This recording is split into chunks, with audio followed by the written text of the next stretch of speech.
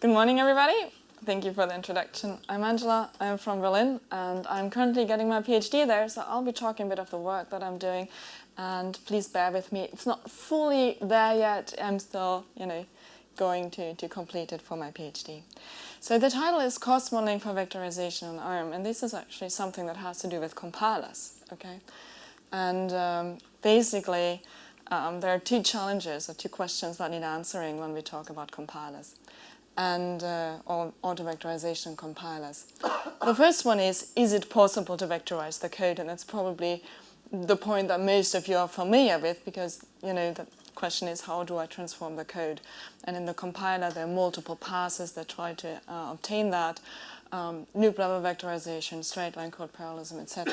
They have plenty of algorithms, and there's still quite a few challenges there to really efficiently utilize our vector units and vectorize our codes. So there's plenty of research going on in that area. However, there's also a second question that needs answering, and that is it beneficial to vectorize the code, right? Because also something that quite a few people might have experienced is I turn on all optimization flags and my code runs slower afterwards.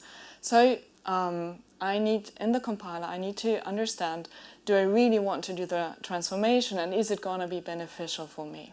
Okay. And in order to answer that question, the compiler uses something that's called a cost model. And because it's an area of the compiler that not a lot of people are very familiar with, this is what we're going to focus on today, by the way. I'm going to give you a short introduction into how a cost model works in a compiler. So typically, I start off with some sort of a C source, or a source in general. I picked C. So I have one loop body here. And then what happens in the compiler is it gets translated to basically a set of abstract instructions, if you will, which is called the intermediate representation. And this is an example. Here I picked LLVM's intermediate representation, but it's fairly similar if you look at GCC as well. So this C source then gets mapped to these instructions. I have an add to load operations for my arrays, a floating point add right here, a store to write back my data, and to compare to check if I've reached the end of my loop. So this is what the compiler sees internally. Now it has to understand, if I transform and vectorize the code, is it going to be beneficial? So what it does is it calculates the so-called a cost. So the cost is some sort of an abstract measure of code, if you will. And the way it does it, it basically has big lookup tables, depending on the architecture where you will run your code. And it'll look up a cost for each instruction, depending on the vectorization factor that I want to use. Right? So in this case, I look up the cost for my add instruction, for the loads, the floating point add, etc. And in this example, I picked the vectorization factor of 1, which means I have one element in my vector which responds to my scalar code. But it'll do that for all the available vectorization factors, 1, 2, 4, 8, 16. If you go to 2k vectors, it's going to be even bigger. It'll sum it up and average it over the vectorization factor, and it'll get my loop cost. So in the end of this assessment, I will have a set of different costs, and then the compiler can estimate the benefit based on these costs, right? So it'll basically say, okay, I have some sort of a scalar cost, I have a vectorized cost, so it kind of does a speed-up estimation, right? I take old over new, and I get some sort of a speed-up that I can derive from that. So whenever the vectorized cost is lower than the scalar cost, my speed-up will be positive, and I will vectorize the code, okay? That's what's happening in the compiler. So as a first step of this work, I tried to understand how accurate is this prediction in the compilers, right? And to do that, I picked 151 very basic loop patterns, just like the one you've seen. And I ran it with LLVM 6.0 on an ARMv8 platform, which has Neon. And for those that have been more familiar with vectorization, so there was no additional unrolling or interleaving applied, just one really simple loop vectorization to get the true numbers. And in this case, I have overwritten the cost model, so I forced the vectorization to also get false predictions. And these are the results that I've been getting. And now let me walk you through this graph a bit. What you see here on the horizontal axis, this is the estimated speedup that the compiler thinks I will be getting. And now on the vertical axis, you see the speedup that I measured, so that's the one that you're actually getting. So ideally, you want all these points to be as close to this line as possible, because that would be the ideal correlation of 1. Meaning if I estimate the speedup to be 4, and I measured the speed up to before, I will be right on this line, and this is where I want to be. Right. However, what we do see is that it's not really happening. Yeah. So I have a big blob right here, where the compiler actually estimates a superlinear speed up, meaning it's bigger than the elements I can fit into my vector. And I have a big cloud here in this shaded zone. And let me talk a bit about what these shaded zones are, because those are the ones we want to avoid. Basically, what's happening here is that the compiler thinks, it's not beneficial to vectorize the code. I'll get a speed up that's below 1, so a slowdown. But actually, if it were to vectorize the code, it would achieve a decent speed up of up to almost 2x right here. So this is a false negative prediction, right? It thinks it's not beneficial, but it would be. On the contrary, we also have a shaded area here, which would be the false positives. So in this area, the compiler thinks, it's beneficial to vectorize the code, I'll go for it. But if I land in here, it actually means I'm measuring a speed up afterwards, right? So these ones hit the line, they're still getting scalar performance, speed up of 1. But if I were below, this would be classified as a false positive prediction. So putting a bit of numbers in here, out of the 151 loops, 61 loops were vectorized. So that's the vectorization rate we're looking at for the ARM platform. We actually have 14 false negative predictions. So we have 14 kernels that fall in this shaded area where I'm actually losing speed up that I could get. Fortunately, I don't have any false positives. And if I look at the overall execution time of 151 loops, I go down from 151 to 117 time units, if you will, for the whole test bench. Okay, so this is what we have right now in the compiler. So I think there's some room for potential to improve this, because if all of my kernels were closer to this line, I would avoid these false predictions. I might actually have a good estimate of what my transformation will bring as a benefit, so I might be able to compare different transformations and to choose the one that is more suitable, right? And if I also understand, what is impacting the performance of my code, I might be able to write better code as well. So the first step to improve this was to basically take the model that's already in the compiler and improve it. And this is a linear modeling approach. Now, if you remember, the cost was calculated by just creating a sum of different instruction costs, right? So I'm basically taking a type of instruction, and I just count how often I have that instruction, and then in the end, I will get some sort of a vectorized cost, right? Now, if I have measured my speed up, I know what this cost should be, right? Because the target cost that I want is actually the scalar cost derived by my measured speed up, and this is just simply derived from the speed up equation of the scalar cost over the target cost. And so I can basically create equations like these for all of the test patterns that you've just seen, and then apply some mathematical fitting on it, okay? Just to give you probably a bit of more of a visual understanding of this, there's a small example. So again, I have a kernel right here, a very simple loop pattern from one of my test kernels, and I figured out that the compiler determines the scalar cost to be 8. Measured speed up is 2.76, so the cost that I need to fit for is going to be 2.89, so it's this divided by this.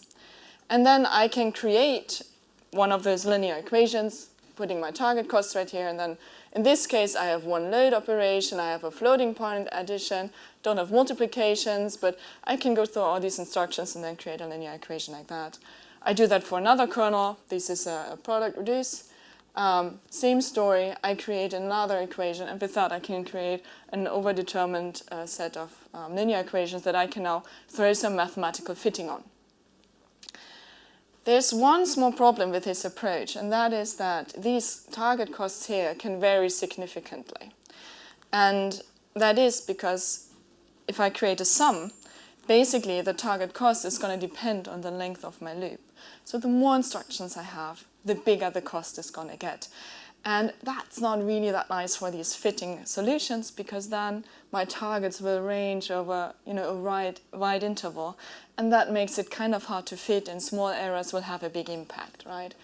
So we were looking for probably a different metric to fit for, and we figured, okay, instead of trying to determine a cost and then from the cost derive a speed up, we might just directly go for estimating a speed up that we're getting on my small code block.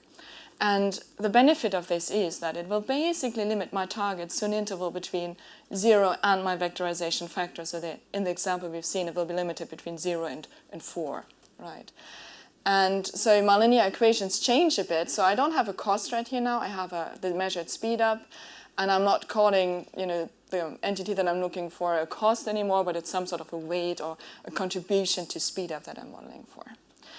So with that, I threw some fitting techniques on there, and these are the first results. So here, this is the baseline that you've seen previous with the two basically clouds right here. And these are now two results of two different fitting techniques. In the middle, you see the L squared technique, which basically means I'm optimizing the Euclidean L2 norm. So I'm minimizing the distance of each point to this line. And a similar technique, which is the non-negative least squares, which is the same as this. It just means that all coefficients have to be greater than 0. So, an instruction cannot have a negative effect on the speed up in this case. And we see here, okay, just from a visual appearance, this looks better, right? If you look at the correlation, it's in the same ballpark, but yeah, overall it looks a bit better. This one didn't really work. We see that as well, because what's happening here is that the model will just match everything to the average value, which is around 2, right? So in this case, this fitting technique doesn't really work, and this already looks kind of decent. However, we're also not quite there yet, right? There's still room for improvement right here. So the question now is, what other code features do impact our, our code performance? And in this model that's currently in the compiler, something that is not really considered is what I call the block composition, right? So if you think about it, it makes a huge difference if my kernel is memory bound or compute bound, right? It really determines my overall final speed up. And this is not considered in the model. So what we said is that, okay, instead of just counting the numbers of instructions, let's look at the percentage of the instructions that it contributes to my overall block. So, for example, how many load or store operations do I have? How many arithmetic operations do I have percentage-wise? So I get more of a block composition kind of feeling for it. And that slightly changes my equation, so I'm not just putting the number of instructions right here, but I rate it over the total number to get like a percentage out of it. And okay, we throw, my fitting techniques on there again, and it looks better, it's even getting a bit closer here, yeah, so it's nice, and it's also increasing the correlation. If you look at it mathematically, it has increased over the baseline right here. And even this one, the one that previously was just this vertical line, is now slightly getting the tilt to be fitted to this diagonal right here. And this is now also a vast improvement, and it's in the similar ballpark as the baseline. If you look at numbers, in the baseline, I was able to vectorize 61 loops with my cost model. Now with these a bit more accurate predictions right here, I'm able to just increase the vectorization rate. So the compiler now decides to vectorize more code. Okay, and the good thing is that also it basically chooses to vectorize a lot of these false predictions that were like lingering right here in the baseline. It now actually predicts it better and manages to vectorize those codes as well. So this one actually shows that there's no more false predictions. I do add a bit on the positive side here though. So if you look at this, this is the false positive. So I have like 3 dots lying right here, and there's another dot right here. Which means that there are 1 or 2 kernels where I will get a performance impact after vectorization. So these clearly need more investigation. However, overall, my time was reduced even further. So I'm vectorizing more. They're not all super beneficial, but overall, I get a reduction of a couple %. And remember, this is for free, right? This basically means my code runs faster without having to tweak or tune anything in the code itself. It's just the compiler understanding that it's beneficial to vectorize these codes. Now when we talk about all of this modeling, and I'm just going to pick this one as an example, we're not quite there yet, so I'm still looking at more code features, that will impact the performance. However, we always need to understand how robust is this model, and am I overfitting data, etc., etc. So whenever we do fitting, this is what we need to look at.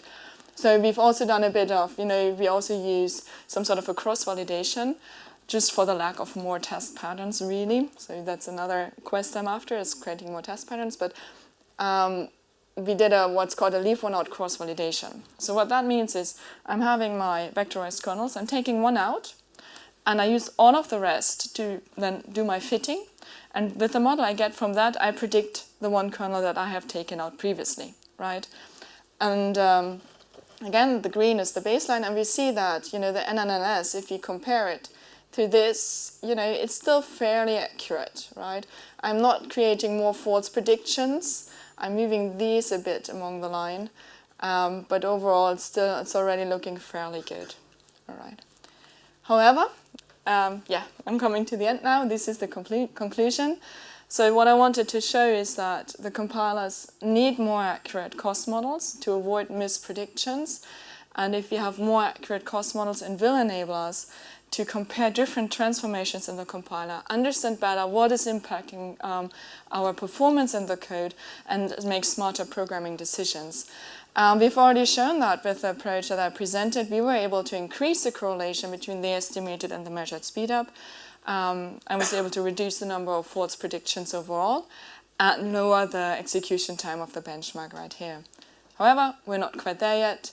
I think there are some more code features that need to be put into this cost modeling that need to be understood better. And also it needs basically a bigger test suite to test the modeling I'm doing and to actually cover all the instructions that are available on the hardware. And with that, I thank you for your attention.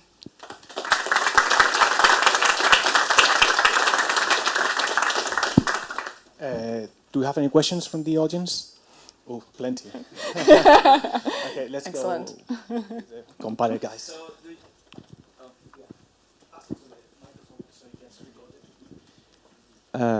thank you, it's very interesting. Do you have any idea of what kind of cost model you would like to use, you would need to use for SV?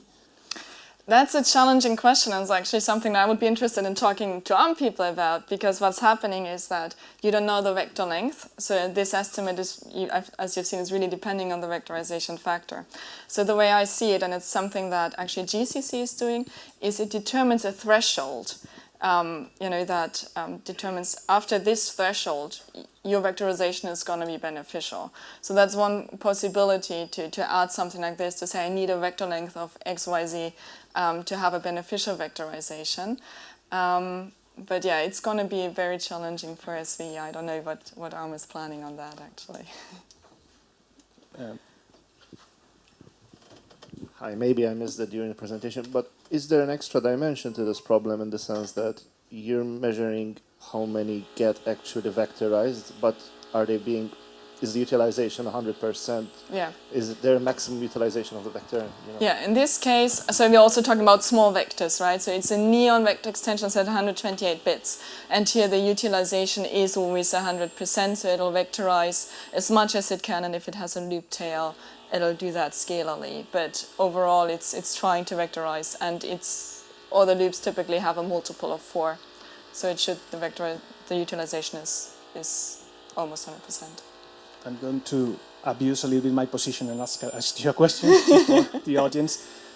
Since you're modeling a phenomenon that's clearly non-linear, and the idea is actually tricking the compiler into, you don't really need to accurately predict exactly what the speed up is. It's more about making sure that when there's a benefit, the compiler actually takes the vectorization. Have you considered, instead of modeling a linear model, maybe something like a logarithmic model, some other kind of model, non-linear model? No, I haven't looked into that yet, right? So this is, the first step that I've done is basically using what's in the compiler and try to fit that better. But that's the thing, if we understand more why this isn't appropriate, we might find more hints, what's impacting the performance, and then, we might move to a model that's more accurate depending on those findings, but it's not quite there yet to understand it fully. Yeah. Okay, and what does the compiler use for the cost of each instruction? You said it did it on an instruction by instruction basis, yet if you just take the raw latency of each instruction, that doesn't work well because it depends on scheduling and overlap with other instructions. It's an interesting question because actually what's happening in the compiler is depending on the SIMD extension you're using, they have lookup tables, but it's really not particularly hardware specific. In the case of ARM, it'll say, okay, I have neon, and then it'll just do a lookup for neon. And you all know there's quite a few products that have neon that have very different behavior, but it's not down to that granularity really. And it's also that the compiler doesn't really say what this cost is. So they say it's somewhat based on latency, and sometimes somebody just puts a value and says, don't ever use this, so we put the cost to 1,000. So it's quite a funky tables to look into, actually, to be quite honest. So that's also the idea that in the end, you might be able to just run a profiling on your system and really understand the cost of your instructions, of very specific hardware you're using, and then you can just build code for it and be sure that at least for that platform you're fairly safe with your predictions. Yeah. Hi. Hey. So usually a problem is that there are different choices you can make while vectorizing code. Is it possible to integrate that into your model for the different choices? That would be the ideal thing, right? And I have an example in the backup from Intel, x86 that I've done, and it actually shows, for example, you have different vectorization techniques in the compiler. You can use LLV or SLP, right? And sometimes SLP is faster than LLV, but it's never applied if you can apply LLV. And there's no comparison happening in the compiler between different options. So within a compiler pass, maybe, but even there, if the cost model is so inaccurate, you cannot really say which one is better. So overall, this is one of the goals, to really have a clear understanding which is the better transformation. And if I have a choice, and if I have multiple ways of vectorizing code, I can make a smarter decision about it in the end. Or even compare different options from different compiler passes with each other and say, okay, this optimization will leave me a better impact than that optimization. So that's one of the overall goals in the end.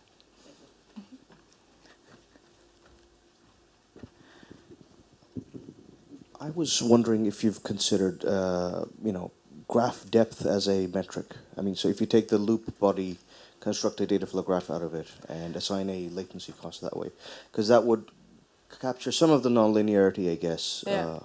I haven't looked at this. Probably we can talk about it a bit later, because I'm really happy to have more feedback and impact or input what could impact this that I can look into. So yeah, this is probably one of the features to add to this model. Okay, I think we're out of time for questions. Please, let's thank. Thank you.